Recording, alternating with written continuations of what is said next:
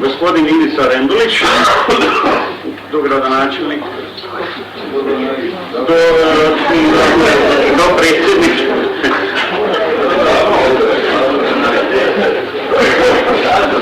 Hvala predsjedniče. Ivica Rendulić, potpredsjednik Gradskog vijeća, Hrvatski laburisti, Stranka rada.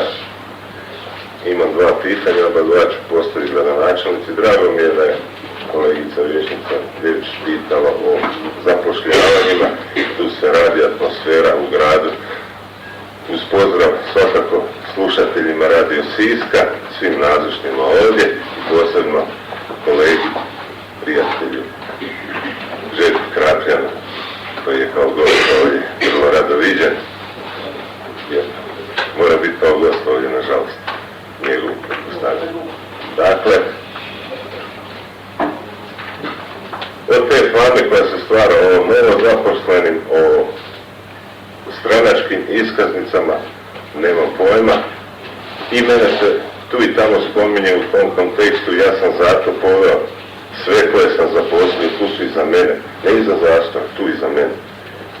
Osim Željka i još nekih, vi ih ne vidite i ne možete ih vidjeti, pa je pitanje tko zapošljava u ovom gradu, da li to rade direktori preko upravnog vijeća sukladno zakonom, koliko je otpušteno, ako ne može sada gradonačelnica, za iduću sjednicu kao i kolegica Ljević, bi molim u pisanom obliku, koliko je ljudi otišlo iz gradskog sustava i po kojim kriterijima, na koji način. Da li metlom koju jučer u Saboru najavljuje HDZ-ov zastupnik Marasović, a klub HDZ-a ni cijela stranka o tome nema stava, niti se ograđuje. Koliko će ljudi, novozaposleni, biti spremno za metlu jednog dana u ovom gradu, a dok je ovako instalirana ta stranka, bojim se da neće doći do toga da se ne more bojati metlu. Drugo pitanje je vezano na isto također manje više duhovne vrijednosti koje mi kao građani, kao državljani Republike Hrvatske, prvenstveno Hrvati i Hrvatice, većinom katolici, hvala kolegi Žaku, ja sam inače dovoljno koncentriran da zna šta govorim, ne treba mi suflera. Imamo suradnju sa braniteljskim udrugama koja je na primjerenoj razini od kad je gradonačelnica stupila na dužnost.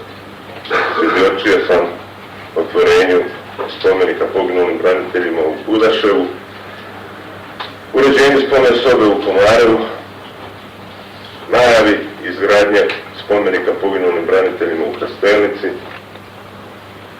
i jako sam nezadovoljan spomen sobom poginulih branitelja grada Siska. I želim pokrenuti inicijativu i zamoliti gradonačelnicu da se očituje da li je spremna prihvatiti. A radi se o sljedećem. Imamo 234 poginula branitelja. Više slika u toj spomen sobi ima zbog nedefiniranih kriterija. Ali sama soba koju mahom održavaju, primaju školsku djecu, članice i članovi udruge roditelja poginulih branitelja. Obzirom na značaj, ta soba je premala, baš je premala. Obzirom na značaj koji grad Sisak kao grad hrvatskih pobjeda imao i u Domovinskom ratu, ogroman doprinos, nismo pali, obranili smo se. Veliki broj je za to dao život. Ja smatram da ta spomen soba mora biti u većem prostoru. Ideja mi je, u susjedstvu imamo jednu dvoranu koju u vlasništvu države trebaju uzeti u vlasništvo grada, urediti i dati na upravljanje gradskom muzeju. Ako treba i novo zaposliti jednog djelatnika, pa da ta djeca iz škole koja dolaze imaju na primjeren način pogleda dio naše nove povijesti na čemu je i temeljena naša međunarodno priznata i neovisna država Hrvatska i to je temelj na kojem trebamo početi graditi naše društvo. Zahvaljujem. Hvala lijepo gospodinu Menduliću. Gospođa gradonačelnica. Hvala lijepo na pitanju prvom potpredsjedniku gradskog vijeća. Što se tiče prvog pitanja, dakle da ne ponavljam ono što sam odgovorila uvaženoj vijećnici Devčić, u gradskoj upravi nije bilo novih zapošljavanja, 17 ljudi manje. U trgovačkim društvima zapošljavaju direktori, to im je zakonska ovlast u skladu s odobrenjima nadzornog odbora. Manje je 35 ljudi u odnosu na početak mandata i u ustanovama je 13 ljudi više zbog toga što smo otvorili novi vrtić na Zelenom brijegu. Tu zapošljavaju dakle ravnatelji, isto tako njihova zakonska mogućnost u skladu sa odobrenjem upravnog vijeća. Što se tiče drugog pitanja, pozdravljam tu inicijativu. Već sam duže vrijeme svjesna opterećenja koje je to održavanje spomen sobe i zapravo organizacija svih tih posjeta, ne samo djece nego i svih ostalih zainteresiranih predstavlja za majke poginulih branitelja. Mislim da je to teret koji je neopravdano bačen na njihova leđa. Mislim da bi to trebale raditi stručne profesionalne službe.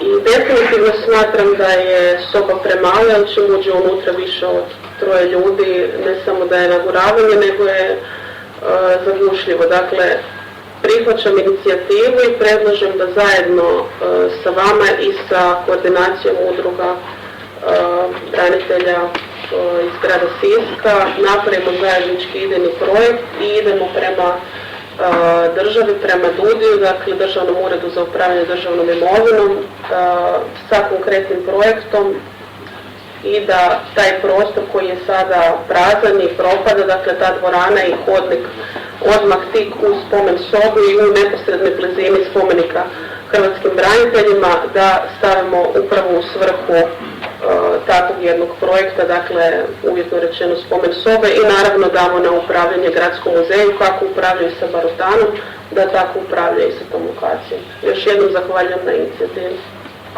Hvala lijepo. Pozdrav svim nazočnima kao i slušateljima koji slušaju putem Radio Siska. Ja sam Ivan Minarić, Hrvatski laburist, Stranka rada. Evo, pred nama je 2015. godina, meni se čini da mi za svaku sjednicu srušimo po jedno drvo što se tiče ovih materijala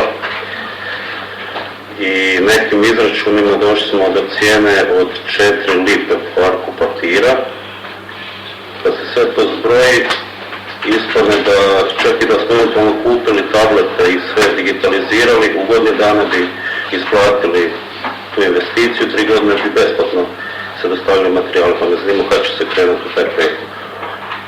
Gradonačelnici pitanje. I drugo pitanje isto. Drugo pitanje je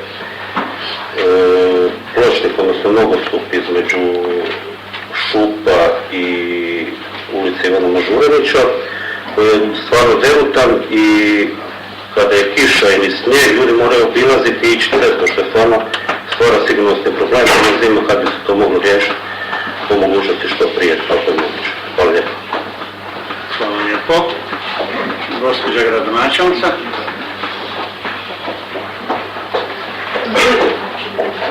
Zahvaljujem poštovanom vijećniku Mlinariću na upitu. Što se tiče digitalizacije svih materijala, kao što sam rekla na sjednici predsjedništva, ja sam apsolutno za.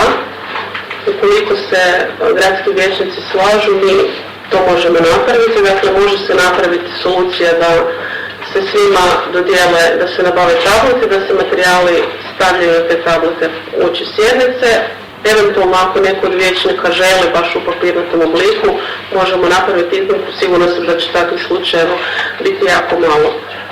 Ima gradova u Hrvatskoj koji su to već napravili, kojima se ušteda već u 6 mjeseci pokazalo, tako da apsolutno podržavam vašu inicijativu.